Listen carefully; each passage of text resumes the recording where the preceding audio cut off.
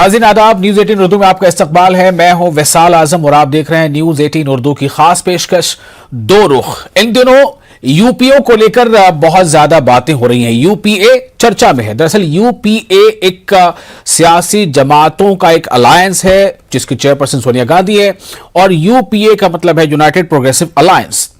तो ये उसके बाद की कवायद है जब एनडीए जो है अपने वजूद में आया था, जब वाजपेयी जी ने 30 से ज्यादा पार्टियों को मिलाकर एक कोalition बनाया था, तो फिर कांग्रेस को भी शायद इस बात का एहसास हुआ कि अकेले चलना शायद अब मुश्किल लग रहा है, इसलिए एक अलायंस बनाया गया और उसका नाम रखा गया यूपीए।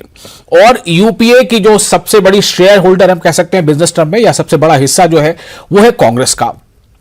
और ये बात हमेशा होती रही है कि मरकज में अगर जो मौजूदा हुकूमत है उसकी अगर मुखालिफत मजबूती के साथ करनी है तो एक यूनाइटेड फ्रंट होना पड़ेगा।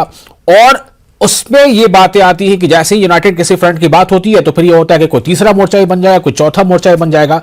लेकिन जो बड़े बड़े जानकार हैं, सियासी पंडित जिन्हें हम कहते हैं, या सियासी हम कहते हैं कि वो मुबस्सिर, तो उनका हमेशा ये कहना रहा है कि कोई भी ऑपोजिशन सेंट्रल लेवल पर, कोई भी ऑपोजिशन फ्रंट बिना कांग्रेस के कामयाब नहीं हो सकता। और इसकी वजह यह कि वो दलीलें देते। उनका कहना है कि कांग्रेस एक ऐसी पार्टी है वाहिद जो मुल्क के लगभग तमाम रियासतों में जहां जिसकी प्रेजेंस है, जहां वो फाइट में रहती है, रेस में रहती है, कहीं आगे कहीं पीछे, लेकिन उसके अलावा कोई दूसरी ऐसी पार्टी अभी नहीं है, मौजूदा पार्टी और बीजेपी को छोड़कर, जो सेंट्रल लेवल उसका प्रेजेंस होता हो। लेकिन जिस तरह से ममता बनर्जी के टीएमसी ने हालिया दिनों में एक कैंपेन शुरू कर रखा है, ममता बनर्जी के जो दौरे हो रहे हैं गोवा से लेकर दिल्ली और फिर मुंबई, और जिस तरह के स्टेटमेंट्स आ रहे हैं, ममता बनर्जी ने सीधे तौर पर यह कह भी दिया है कि देयर इज नो यूपीए।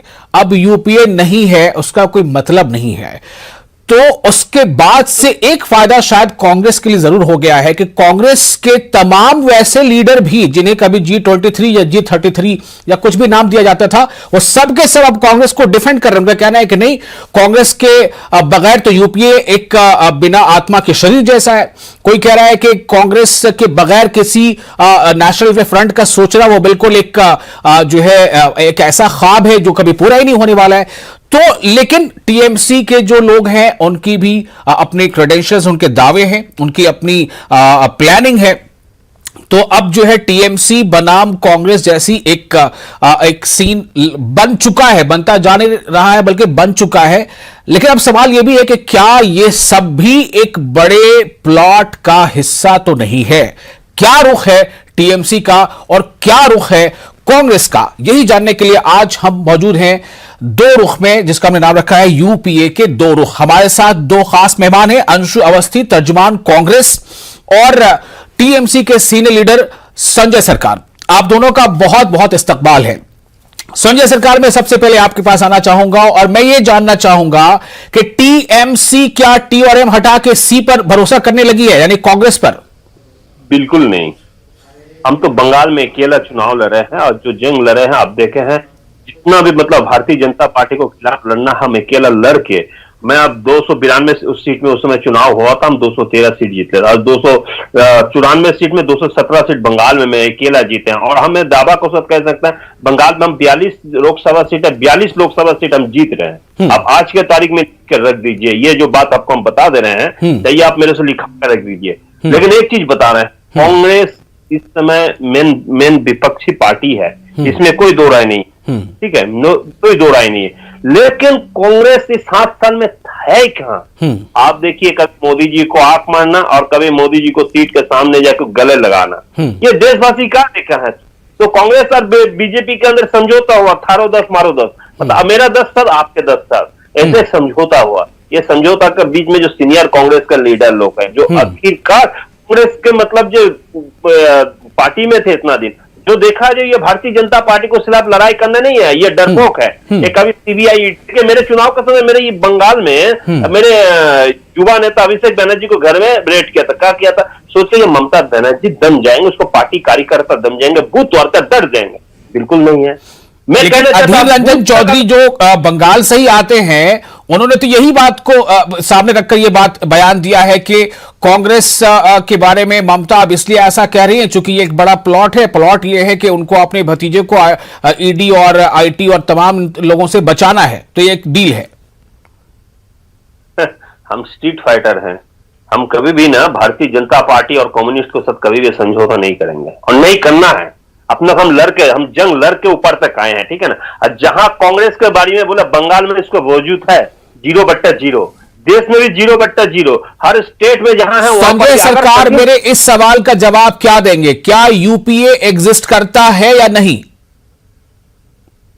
नहीं, हम क्यों एग्जिस्ट करने जाए? हम तो मतलब यूपीए में हम बिल्कुल जाने वाला नहीं है, बिल्कुल नहीं। हम मेरा अगर जो देखिए लास्ट टाइम यूपीए को जो बैठक बुलाया था उसमें शिवसेना से लेकर समाजवादी पार्टी से, बहुजन समाज पार्टी से, राष्ट्रीय लोकदल से जितना पार्टी थे सब पार्टी उस गया नहीं है। कोई भी पार्टी उस मीटिंग में शामिल नहीं हो। राहुल अब मैं दूसरा रुख कांग्रेस का। अंशु अवस्थी हमारे साथ मौजूद है, तेज तर्रार तर्जुमान कांग्रेस के। अंशु, ये एक बहस चल पड़ी है कि क्या टीएमसी जो है वो कांग्रेस को चित कर रही है या इस कोशिश में है, और जो ममता बनर्जी ने सीधे तौर पर कह दिया है कि there is no UPA, Congress क्या कहेगी? देखिए, ये अपना टीएमसी का एक वो है, अहंकार बोल रहा है, ये सभी देख रहे हैं, क्योंकि देश इस समय जो सबसे महत्वपूर्ण बात है वो जो लोकशाही देश में है कहीं ना कहीं उसको कमजोर कर रही भाजपा सरकार।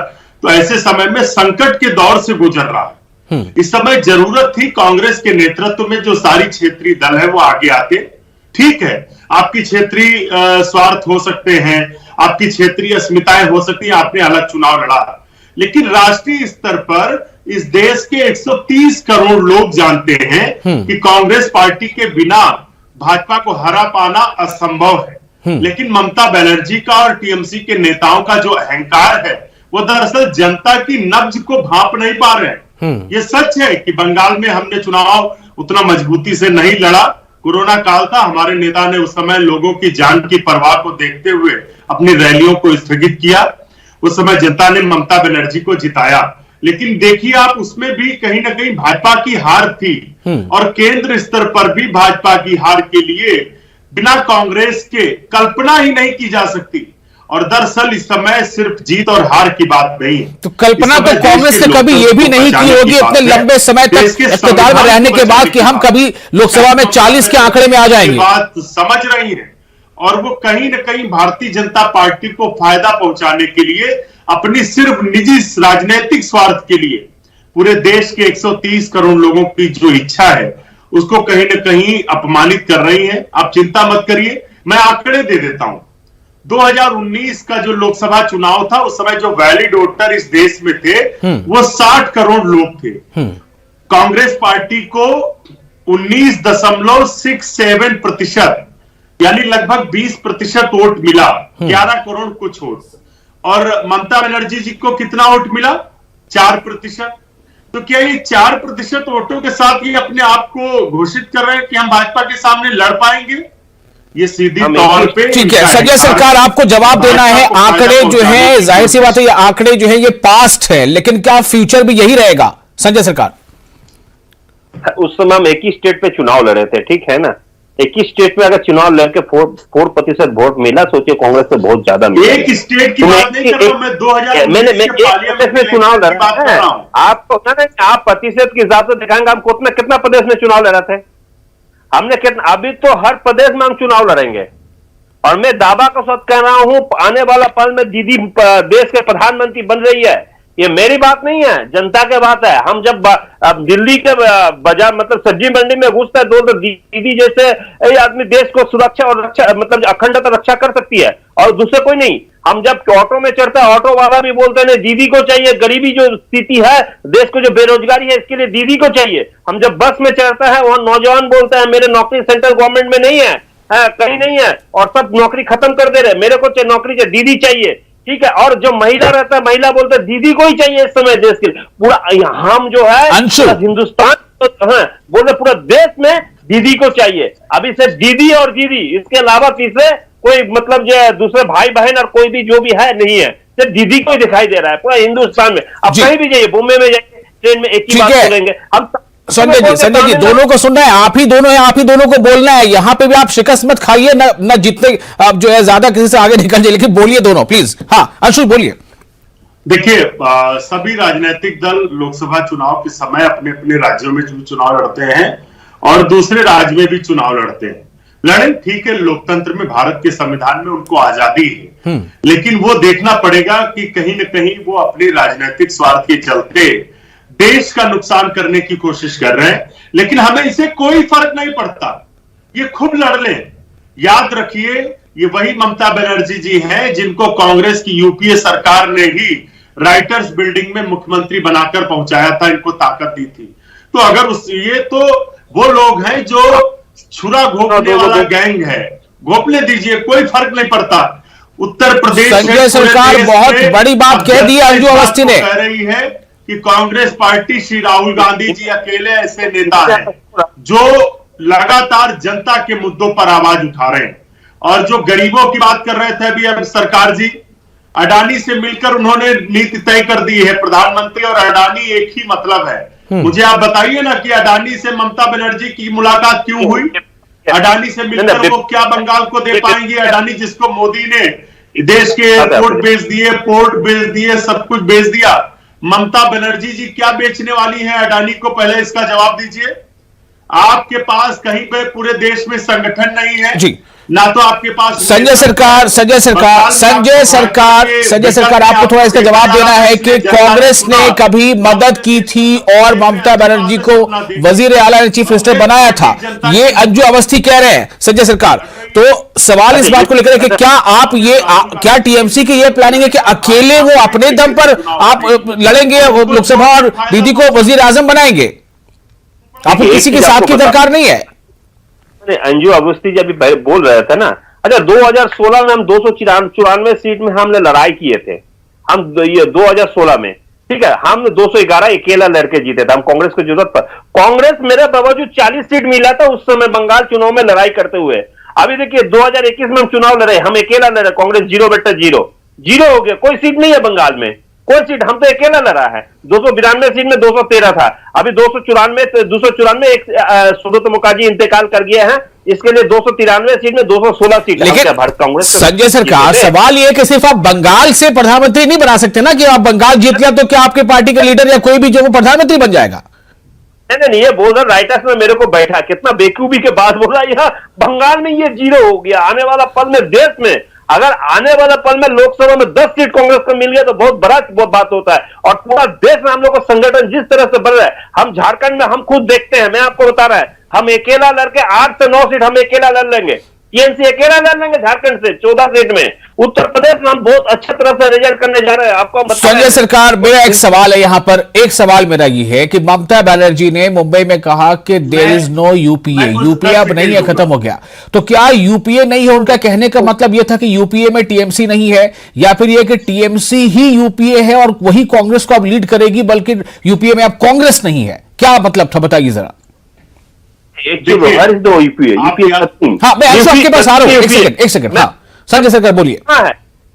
7 साल में रास्ता में जमीन में कहां कांग्रेस लड़ाई की, आप बताइए, यूपी कहां है? एनसीपी उनको साथ में रहना नहीं चाहता, शिवसेना रहना नहीं चाहता, समाजवादी पार्टी तो पहले इसको बाइकआउट कर दिया, बहुजन समाज पार्टी पहले इसको बंद कर, राष्ट्रीय जनता दल का सब तू में चल गया है, ऑलरेडी हो गया है। और कांग्रेस को स्थिति देश में कहां है? जो बच्चे पैदल चलना चालू करता है तो किसी को अंगुली पकड़ता है, जब बुजुर्ग हो जाता है किसी को कंधों पकड़ता है। कांग्रेस को स्थिति है किसी को कंधों पकड़ के चलने का, इसमें स्थिति हो, अकेला कहीं लड़ने का ताकत नहीं है। अगर डीएमके वहां पर सीट छोड़ता है तो लड़ पाता है। अभी का अगर मतलब इनको खुशनसीब है, आपको ज्योतिरादित्य सिंधिया अपना पार्टी नहीं बनाया था, नहीं तो महाराष्ट्र में भी 0/0 हो जाता है। सचिन पायलट कांग्रेस से निकालकर अपना पार्टी नहीं बना, इसको महाराष्ट्र नहीं मध्य प्रदेश कहना चाह रहे थे आप शायद। बहरहाल अंशु अवस्थी, मेरा अब यहां पर सवाल यह है कि ममता बनर्जी ने सीधे तौर पर कहा कि देयर इज नो यूपीए, पहला। दूसरी बात उन्होंने ये कही कि वो पार्टी स्ट्रीट पर आकर लड़ना नहीं चाहती, वो और उनके नेता, यानी आपके नेता को उन्होंने नाम लिया है कि वो हमेशा विदेश चले जाते हैं, विदेश टूर पर रहते हैं। कैसे काउंटर करेंगे इसे? देखिए, आपको याद होगा कि ममता बनर्जी ने करीब 20 साल पहले तृणमूल कांग्रेस बनाई थी।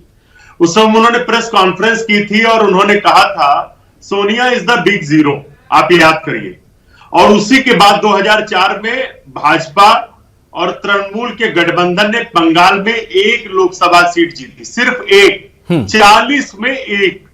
उसके बाद 2006 में यही तृणमूल कांग्रेस राज्य में भी चुनाव बंगाल में हार गई। और उसके बाद 2009 में श्रीमती सोनिया गांधी जी के नेतृत्व में चुनाव लड़ा और उसमें वो रेल मंत्री बनी और उन्होंने सोनिया गांधी जी से माफी मांगी।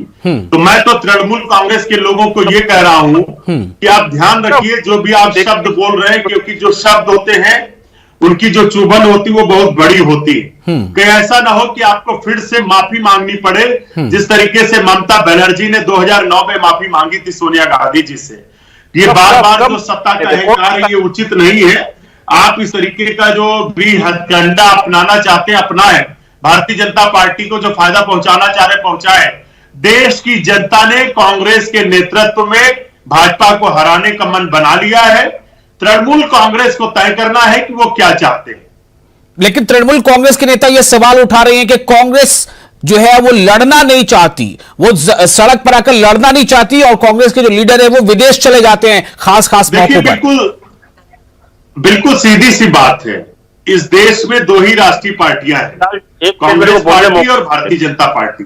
भारतीय जनता पार्टी की जो सरकार है उसकी जो नीतियां हैं उससे किसान परेशान है, नौजवान परेशान है, महिलाएं परेशान है। इस देश में धार्मिक ध्रुवीकरण और बांटने की जो नीति है भाजपा, उससे सभी परेशान है। और उसका अगर कोई विकल्प है तो कांग्रेस पार्टी है, हमेशा रही है। हम तो सिर्फ इस नाते ये बात कर रहे थे कि सरकार क्षेत्रीय दल उनको आना इसलिए चाहिए कि इस समय सिर्फ अपनी निजी राजनीतिक स्वार्थ की बात नहीं है, जीत और हार की बात नहीं है, इस देश में लोकतंत्र को बचाने की बात है। कांग्रेस पार्टी ने हमेशा लोकतंत्र को बचाने के लिए अपने नेताओं का बलिदान भी दिया है। आजादी के आंदोलन में जब पंडित जवाहरलाल नेहरू, सरदार पटेल, भगत सिंह और सुभाष चंद्र बोस लड़ रहे थे तो वो राजनीतिक स्वार्थ के लिए नहीं लड़ रहे थे, इस देश में लोकतंत्र को बनाने के लिए लड़ रहे थे। मेरे सवाल का जवाब अभी तक नहीं मिल पा रहा है। ये सवाल जरूरी है। ममता बनर्जी ने कहा कि कांग्रेस के लीडर अहम मौकों पर विदेश चले जाते हैं, कांग्रेस सड़क पर आकर लड़ना नहीं चाहती, लड़ती नहीं है। इस बात को शरद पवार ने भी बोला। इसका क्या जवाब देंगे आप? देखिए, ममता जी क्या कह रही क्या नहीं कर रहे उससे फर्क नहीं पड़ता। जनता क्या कह रही वो बड़ा महत्वपूर्ण है। जनता ये बात जानती है कि कांग्रेस के नेतृत्व में ही इस देश का विकास हुआ। इस देश में लोगों को लोकतांत्रिक अधिकार मिले। हमने सूचना का अधिकार, भोजन का अधिकार, शिक्षा का अधिकार सब तो दिया। ठीक है, ममता बनर्जी को सिर्फ और सिर्फ सत्ता ठीक है। संजय सरकार आप अपनी बात करिए। आप कुछ कहना चाह रहे थे संजय सरकार? पार्टी के नेतृत्व में मन बना चुका है।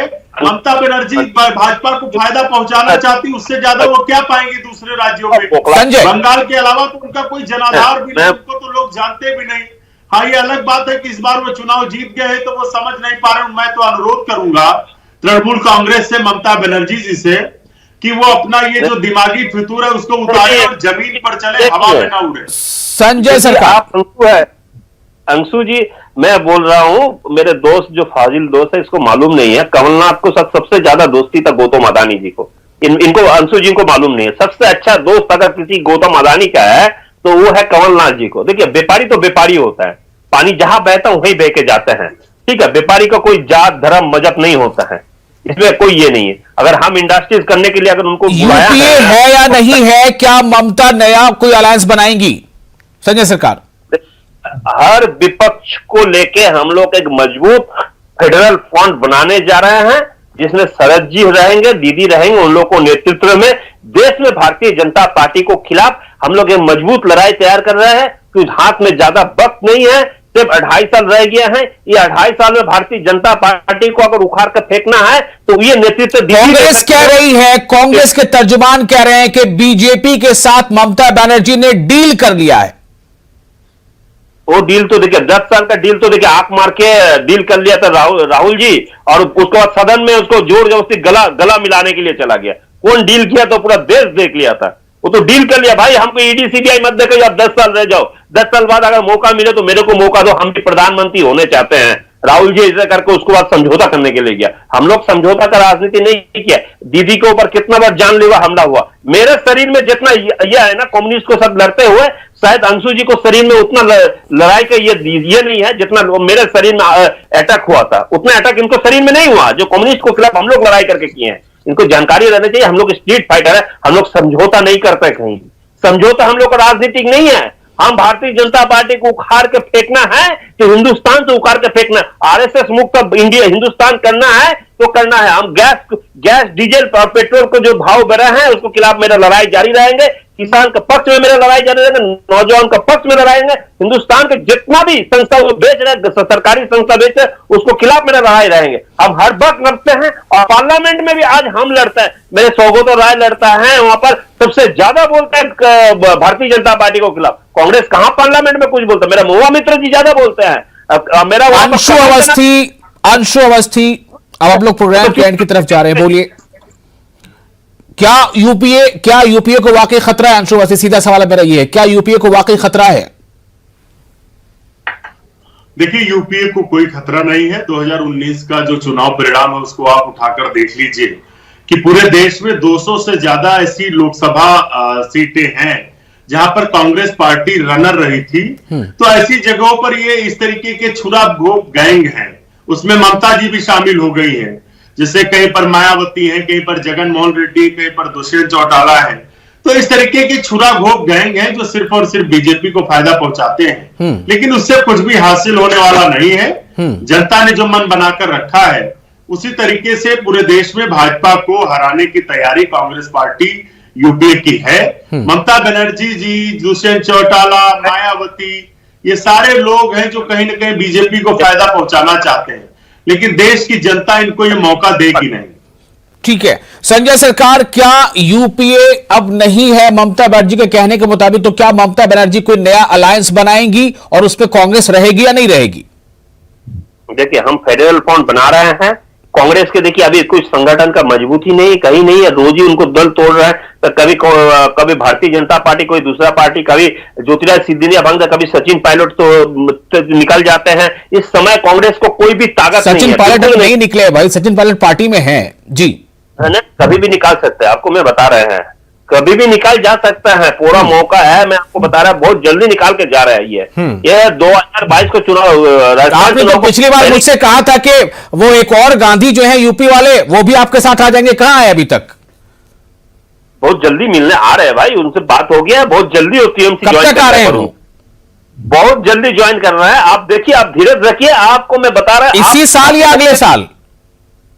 देखिए, मैं बहुत जल्दी वो आ रहा है। इसी साल का तो और थोड़े दिन बचे हुए हैं, हो सकता है नया साल में ज्वाइन करें 2022 में। चलिए ठीक है, बहुत बहुत शुक्रिया आप दोनों का। अंशु थे हमारे साथ और संजय सरकार। लेकिन हाँ, इतना जरूर है कि टीएमसी ने जो स्टैंड लिया है उससे जो कांग्रेस के जो फाइटर्स हैं, जो कांग्रेस के लीडर हैं, उनमें एक नया जोश भी आ गया है। अब सवाल इस बात को लेकर है कि क्या ये प्लॉट एक बहुत बड़ी हिकमत अमली का एक हिस्सा है, चूंकि जो दावे ममता बनर्जी ने मुंबई में किया, शरद पवार ने वो उससे थोड़ा बचते नजर आए। तो यूपीए रहेगा, नहीं रहेगा? यूपीए में ममता बनर्जी आएंगी, नहीं आएंगी, या कोई और फ्रंट बनेगा, उसमें कांग्रेस लीड करेगी या ममता लीड करेंगी? ये सब अभी मुस्तकबिल के सवाल हैं। फिलहाल मुझे दीजिए इजाजत, आदाब।